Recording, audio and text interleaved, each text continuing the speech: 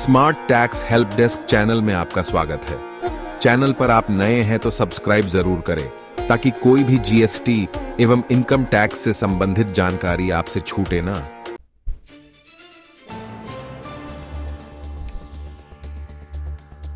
मैं भरत कुमार सोनी एडवोकेट स्वागत करता हूं मेरे YouTube channel smart tax help.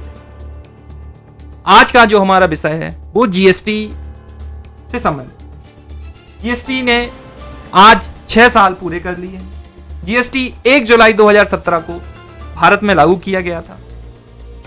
GST में कुछ अच्छाइयां हैं और कुछ बुराइयां भी।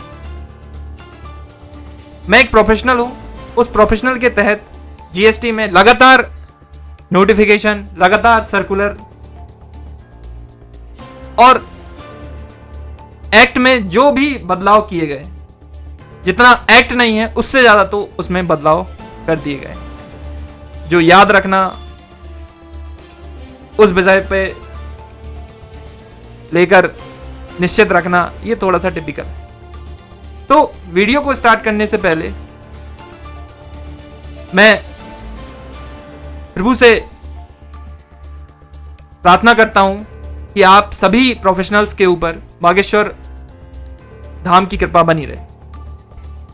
चलिए, जीएसटी आज 6 साल हो गए।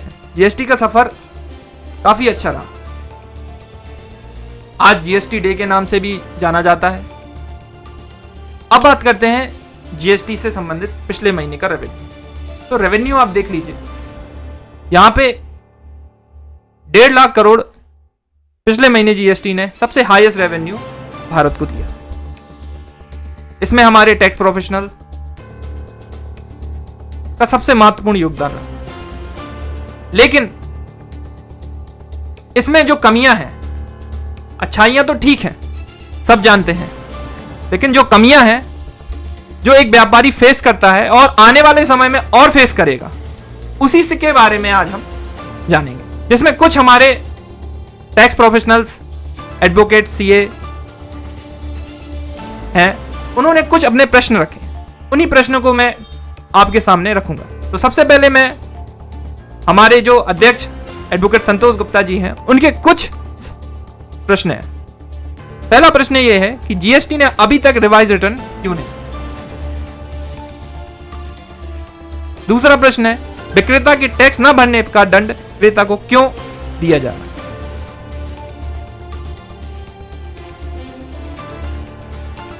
नोटिसों का इतना भरमार है कि उसको एक वार्षिक असेसमेंट के द्वारा सुधार किया जा सकता है। यह उनका सुझाव भी है, कुछ सवाल भी है। इसी के साथ सीए सुधीर हलाकंडी जो हैं, उनके कुछ सवाल हैं। जीएसटी में रिवाइज रिटर्न नहीं है, क्रेता को अपनी खरीद को डिटेल देने का कोई नियम नहीं है। इसी के साथ विक्रेता का कर नहीं चुकाने या रिटर्न नहीं भरने पर उसका दंड क्रेता को उसकी इनपुट क्रेडिट रोक कर दिया जाता है। जीएसटी में नोटिसों की संख्या अधिक है, जिससे इस कर में मानव हस्तक्षेप बढ़ रहा है और इस बात का द्योतक यह है कि यह कर प्रणाली, जो कि एक स्वचालित कर प्रणाली के नाम पर लागू की जाती है, एक दोषपूर्ण सिस्टम के तहत काम कर रही है। अधिकांश नोटिस का परिणाम शून्य होता है, लेकिन समय काफी बर्बाद होता है। 18% ब्याज की दर आज की अर्थव्यवस्था को देखते हुए अधिक। अभी भी वार्षिक रिटर्न की ड्राफ्टिंग उपयोगी नहीं है। व्यापार में काम में आने वाले स्कूटर, मोटरसाइकिल और कार की इनपुट क्रेडिट मिलती नहीं। पेट्रोल और डीजल जीएसटी से बाहर है। जीएसटी में लगातार राजस्व बढ़ रहा है, लेकिन सीमेंट जैसी कुछ वस्तुओं पर कर की दर कम करने का काम नहीं हो रहा। जीएसटी अप्रत्यक्ष कर प्रणाली के सरलीकरण के उद्देश्यों से लाया गया था, लेकिन इस समय सरलीकरण कहीं नहीं है। जीएसटी दिवस की शुभकामनाएं। तो ये हमारे सीए सुधीर हलाकंडी जी हैं, उनके कुछ प्रश्न। इसी के साथ मेरी यह वीडियो सबसे ज्यादा जो महत्वपूर्ण है वो व्यापारियों के लिए है कि आप व्यापार कर रहे हैं, उसके संघर्ष के लिए आपको कभी कोई दिक्कत ना आए, उसी के लिए हमेशा प्रोफेशनल सरकार तक अपनी आवाज रखें। लेकिन इसके लिए आप कर संगठनों को आगे आना पड़ेगा, नहीं तो आने वाली समय में सरकार जो भी उनको ठीक लगेगा वो करेंगे। इसी के साथ आपको ये चीज बता दें कि जीएसटी ने अभी 1 अगस्त 2023 से जो इनवॉइसिंग की लिमिट है वो घटा दी है। वो 5 करोड़ से जिनका टर्नओवर है उनको ई इनवॉइस बनाना कंपलसरी हो जाएगा। मतलब जुलाई अगस्त यानी 1 अगस्त से आपको ई इनवॉइस बनाना ही पड़ेगा। अगर आप नहीं बनाओगे तो उसमें पर इनवॉइस का 10,000 रुपए पेनल्टी आपको देना पड़ेगा और नोटिस अलग आएंगे आपके पास। अब ई इनवॉइस की जो प्रणाली है उसके लिए आपको अपने सॉफ्टवेयर को मजबूत करना पड़ेगा। आप बिना इलेक्ट्रॉनिक तरीके से ई इनवॉइस बना नहीं सकते हो। उसके लिए आपको जो सॉफ्टवेयर्स हैं उनके सब्सक्रिप्शन पैकेज लेने पड़ेंगे। 5 से 6,000 रुपए जो भी कॉस्ट होता है उसका आपको हर साल देना पड़ेगा। ये एक अतिरिक्त है और इस चलाने के लिए आपको एक जो भी आपका मान लीजिए जो भी आपका वर्क करेगा अकाउंटेंट जो भी होगा वो उसको तो चाहिए ही चाहिए पर्टिकुलर उस समय तक, जब से दुकान आपकी खुलेगी और जब दुकान बंद होगी उस बीच आपको, और उसका जो मेहनताना होगा वो आपको देना ही पड़ेगा। तो ये अभी 5 करोड़ की लिमिट है। लेकिन एक छोटे व्यापारियों के लिए जो खतरा सामने आ रहा है वो आप मान के चलिए कि उसकी जो लिमिट है वो 1.5 करोड़ सालाना करने की सरकार सोच रही है। हाल ही में एक न्यूज में ये खबर आई थी, वो मैं आपके सामने स्क्रीन पे दिखा रहा हूं।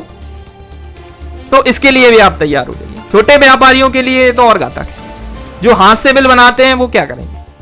ई इनवॉइसिंग दिक्कत कुछ नहीं है, आप इनवॉइसिंग लाइए, लेकिन ई इनवॉइसिंग के लिए किसी थर्ड पार्टी के ऊपर निर्भर होना, थर्ड पार्टी के सॉफ्टवेयर पर निर्भर होना, ये गलत है। आप अपना सॉफ्टवेयर दीजिए, उस पर काम करेंगे, लेकिन उसके लिए अलग से एक व्यापारी को साल में कम से कम मान के चलिए कि सॉफ्टवेयर लेगा वो, और उसके बाद हर साल 4 से 5-6 हजार रुपए उसको अलग से देना पड़ेगा सिर्फ सॉफ्टवेयर को मेंटेनेंस रखने के लिए। और इंटरनेट का खर्चा अलग देना पड़ेगा, और जो उसको चलाएगा उसका खर्चा अलग देना पड़ेगा, ताकि वो आपके टैक्स की उस राजस्व में भागीदारी उसकी बनी रहे। तो अच्छा है, ये 6 साल बहुत ही अच्छे रहे। तो इसी के साथ मैं अपनी वीडियो को समाप्त करता हूं। वीडियो अच्छी लगी हो तो सब्सक्राइब जरूर कर देना, ताकि हमारा मोटिवेशन बना रहे और हम इस प्रकार की वीडियो आपके सामने लाते। ये सिर्फ वीडियो मैं व्यापारियों के लिए ही बना रहा हूं। उनको पता होना चाहिए कि जीएसटी में क्या कमी है, क्या अच्छाइयां हैं और किस तरीके से काम करें। हम लोगों का काम है, आपके में कोई समस्या आएगी तो हम सुधार के अपनी बात रखेंगे, सरकार तक अपनी बात पहुंचाएंगे, ताकि आपको कोई दिक्कत ना हो। धन्यवाद। Tax bar and practitioner association Chhatarpur, यह संस्था लगभग 2014 से जीएसटी एवं इनकम टैक्स के क्षेत्र में काम कर रही है। और इसके बारे में आपको अवगत कराना चाहूँगा कि जो tax bar and practitioner association Chhatarpur है, इसकी मेंबरशिप प्रोग्राम चालू है 2023 का, जिसमें अगर आप एडवोकेट हैं, सीए हैं, प्रैक्टिशनर हैं, तो आप टीबीपीए की मेंबरशिप ले सकते हैं। संपर्क करने के लिए आप अंशुल गुप्ता, हमारे जो पीआरओ हैं, उनसे आप बात कर सकते हैं, या आप विक्रांत रेजा जी से बात कर सकते हैं। Thank you.